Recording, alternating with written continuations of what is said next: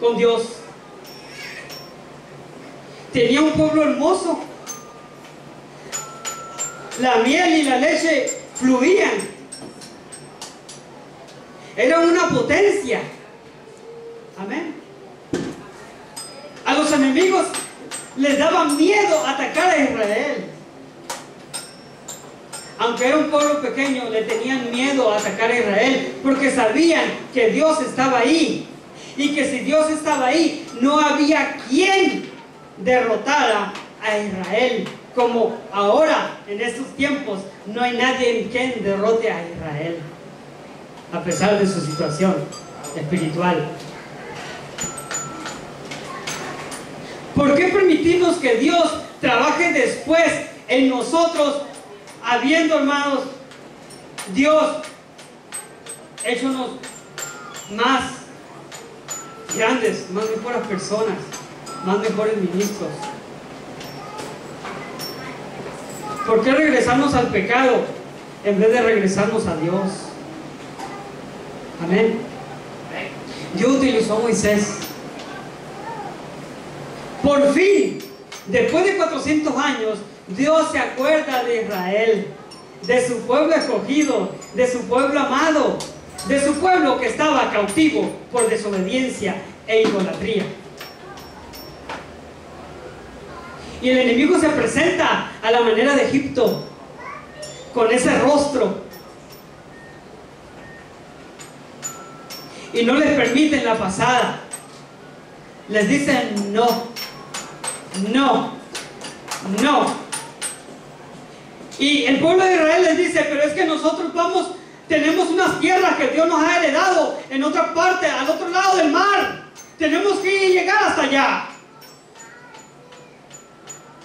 Dios lo ha demandado, si no, consecuencias vienen para Egipto. Y Egipto decía no.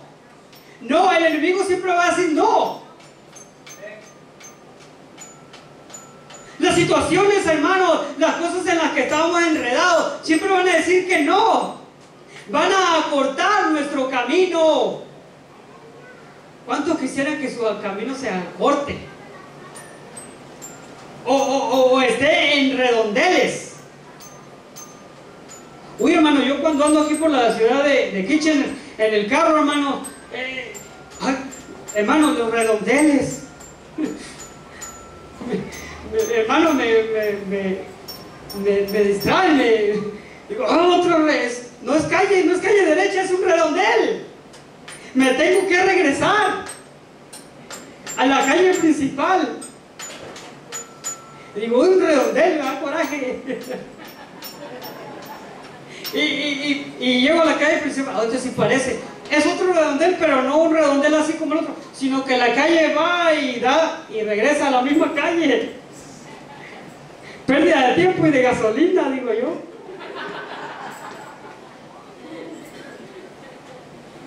Pueblo de Israel, ¿por qué andar en redondeles? ¿Por qué andar en curvas que no son claras para dónde vamos? Y el enemigo no le quiere permitir el paso a Israel. Y Moisés, hermanos, un hombre, hermanos, que representaba a la iglesia,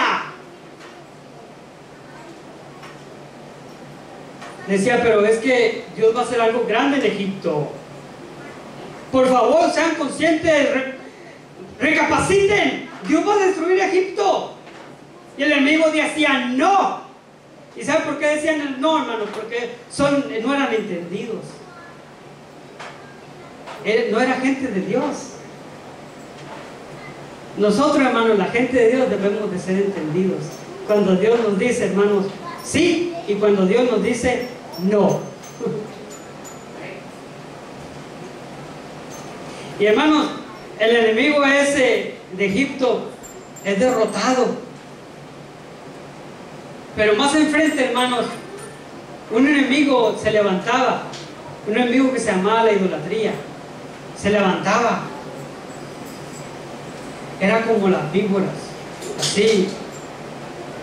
Se le metió a Israel. Se metió en Israel. Y cuando lo detectaron ya era demasiado tarde.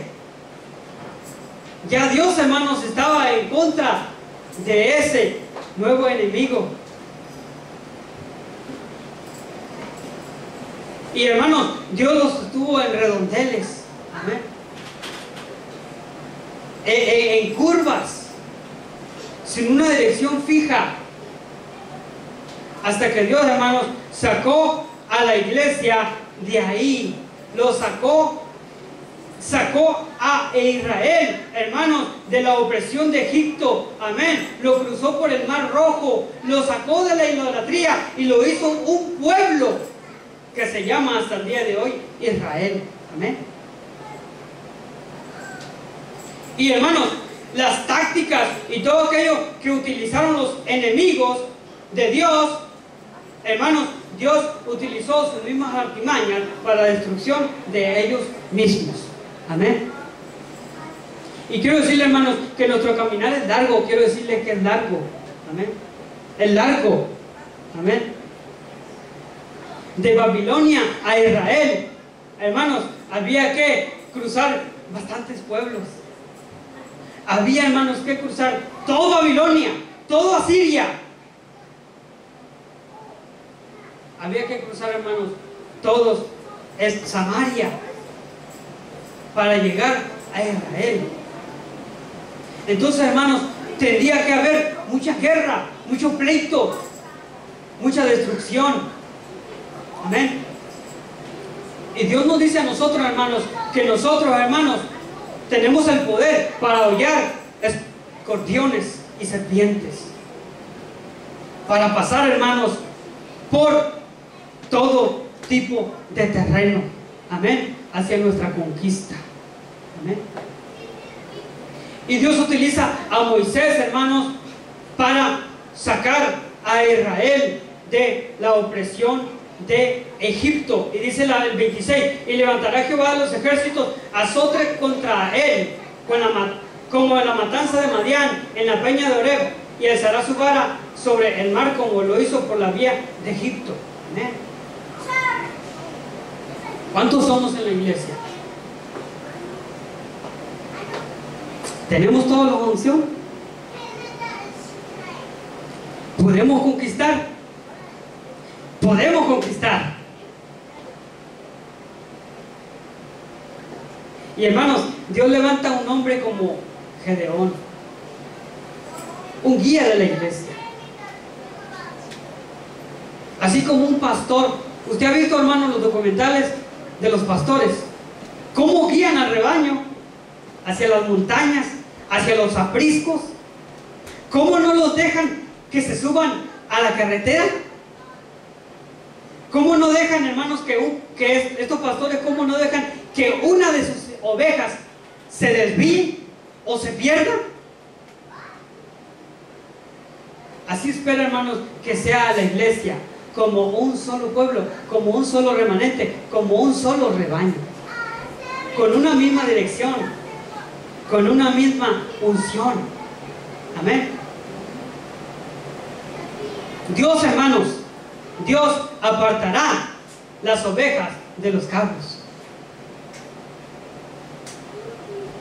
Dios apartará las ovejas de los cabros. ¿Sabe por qué? Porque los cabros no hacen caso. No hacen caso.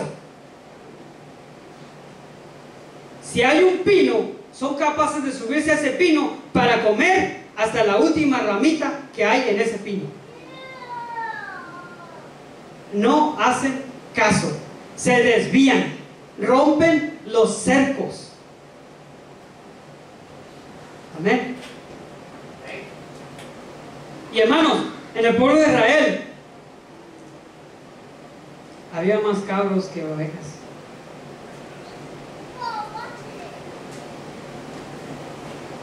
Había muy pocos que querían conquistar. Había muy pocos que querían librarse de su opresión.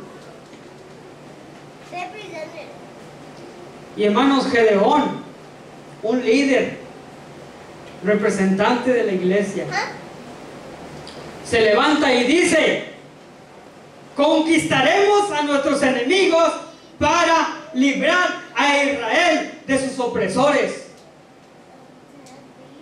Y dijeron todos, yo me apunto, yo voy, heme aquí. Y se hubo la congregación, más de 3,000 hombres. Cuando se dieron cuenta, hermanos, de lo difícil que era llegar hasta el cometido, hasta la meta, muchos se regresaron.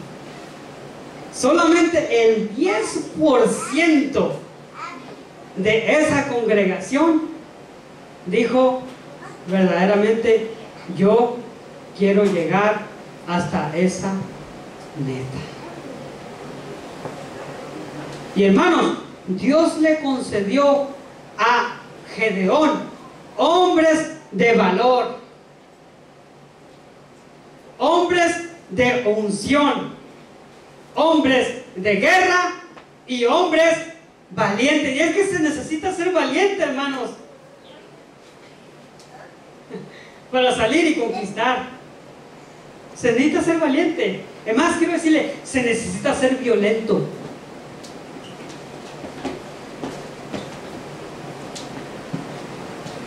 Yo le digo, Señor, hazme sensible, hazme llorón, hazme sentimental. Quiero amar a mis hermanos, quiero no ser harsh, como le dicen en inglés. No quiero ser duro, no quiero contestar mal. Pero Señor, nunca me hagas débil. Quiero ser fuerte. Quiero tener carácter. Quiero saber decir sí y no. Hazme sentimental, hazme llorón, hazme amoroso. Todo bien. Lo que quiera, Señor. Pero esa fuerza que me pusiste desde el principio, que siempre esté ahí. Ese carácter que esté siempre ahí. Porque eso es lo que lo mantiene a uno, hermano. Quiero decirle, una persona sin carácter, sin el carácter de Dios, no permanece.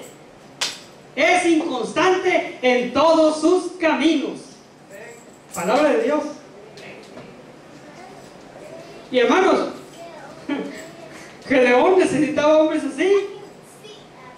Hermanos, la iglesia necesita hombres así y mujeres así. Gente determinada para conquistar, para llegar a su meta. Amén. Este no es un concurso. A ver cuántos llegan. No es un casting. Amén. A ver quién verdaderamente se merece la unción. Todos, hermanos, podemos tener la unción. Todos podemos conquistar. Todos, hermanos, podemos hacer algo para, hermanos, llegar hasta la meta. Amén. Llegar hasta nuestra morada, hasta nuestra última morada. Amén.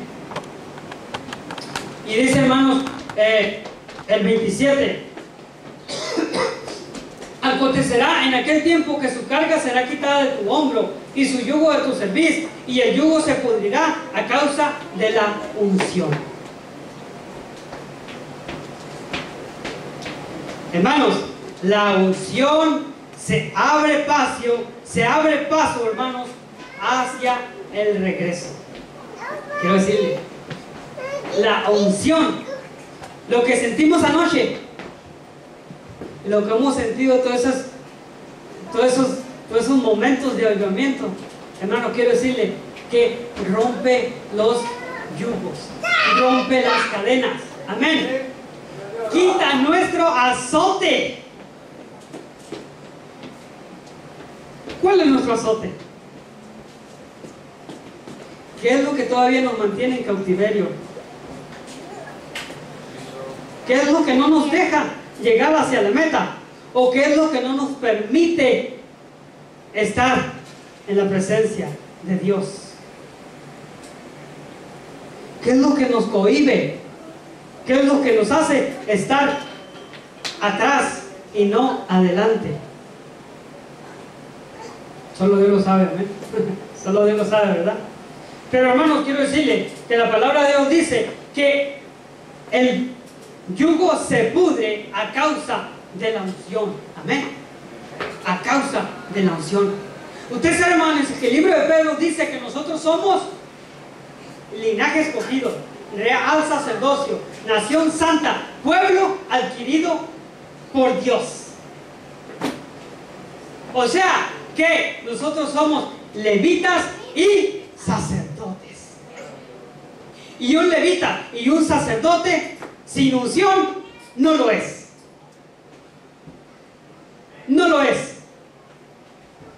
Para que a ese hombre o a esa mujer le dijeran que era un levita, es porque algo había en esa persona.